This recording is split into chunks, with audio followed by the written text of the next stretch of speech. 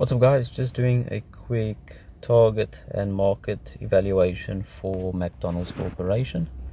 I'm going to be taking a look at the net income, return on invested capital, price to earnings ratio, basic, EPS, total revenue, and the price targets and estimate for the company itself.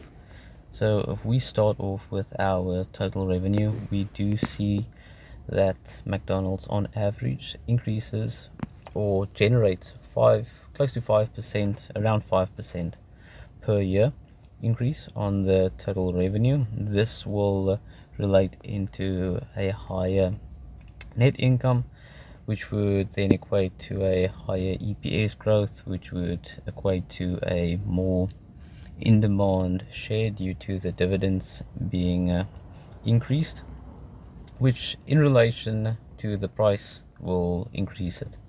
So with an average of 4.28%, which is quite low, luckily they do generate a lot of profit from their revenue with nice margins.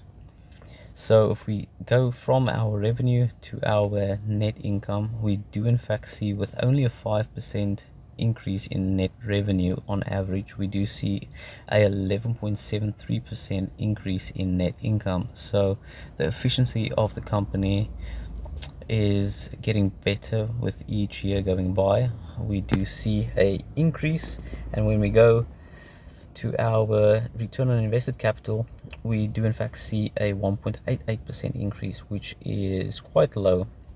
And I think the reason why it's quite low is because it is a simplistic business. McDonald's, they do not innovate within the sector.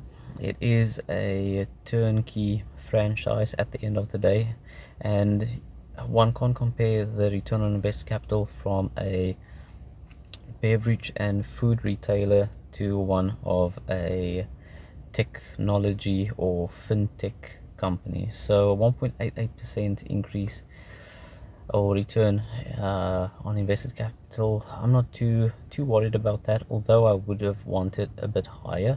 Usually the higher the percentage, the more in demand the company, not necessarily, but the higher the percentage, the more of an industry leader the company is.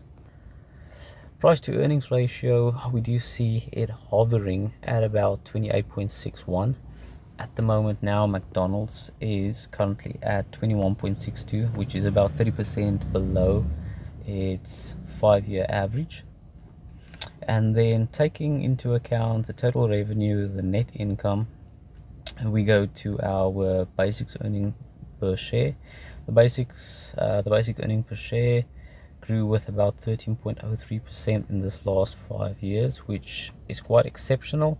But if we factor in the COVID year as well as 2022, that number would drop slightly to about a high 10, low 11. And then the way I like to get my guesstimates for companies is I take the net income average, I take the earnings per share, and then the PE ratio, the average PE ratio. So if we take our EPS, which is about 11.84, and we times it with around 7%, which is, I would say, a conservative estimate, we get about a high 12.8. We times that with our current PE ratio, that equates to about $260 a share. And if we times that with our average PE ratio, we get about $350 for a price target. So if we want to be getting around a 15% per year return excluding dividends, we take the 350 minus 15% and we get our entry point of $297 a share. So at the moment, as long as the price remains below 297, and it can even increase slightly to about a 305, 310, I will be adding to the portfolio.